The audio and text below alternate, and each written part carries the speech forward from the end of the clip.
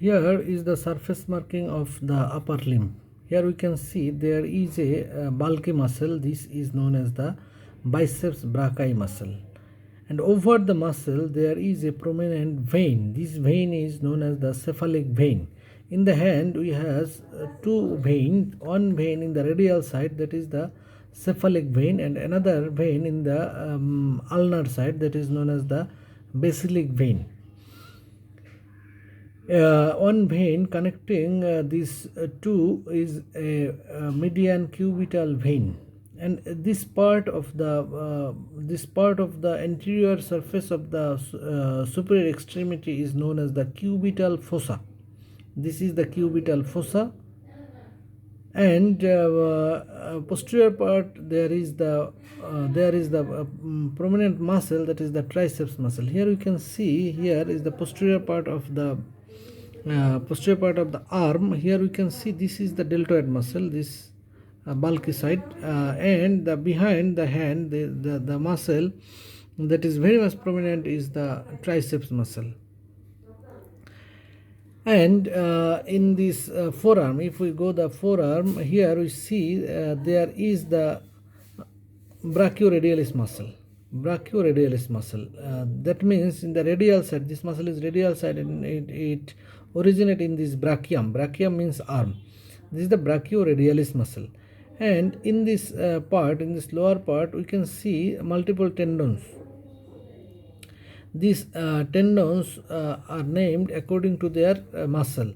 In this radial side there is a muscle that causes the flexion of these carpal bones and originate in the radius. So the name of this tendon is the flexor carpi radialis. That it is the flexor of the carpal bones and originate in the radius, and it causes the flexion of this area. This is the flexor. All this muscle causes the flexion, so name would be the flexor. This is the radial. In this side, this is the ulnar side.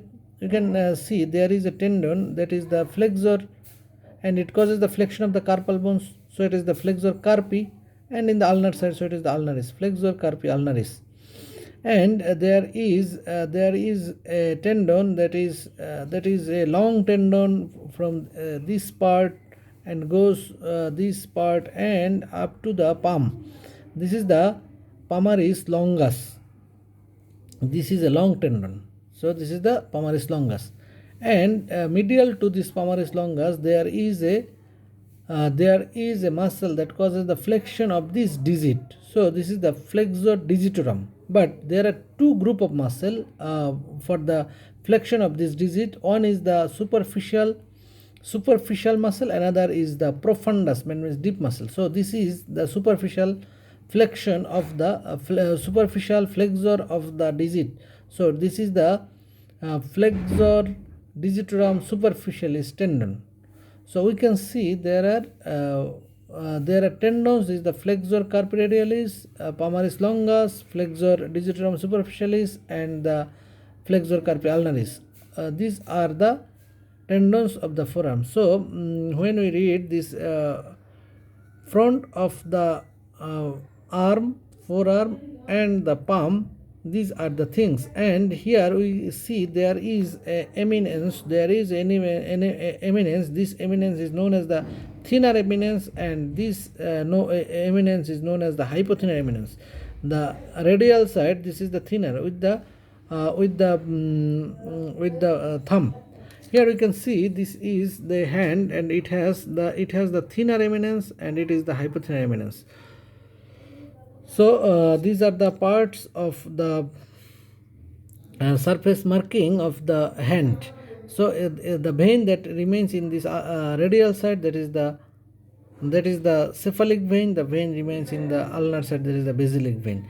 The eminence that is the radial side, that is the thenar eminence. The eminence that remains in the ulnar side is the hypothenar eminence. These are the surface marking of the anterior side of the superior extremity.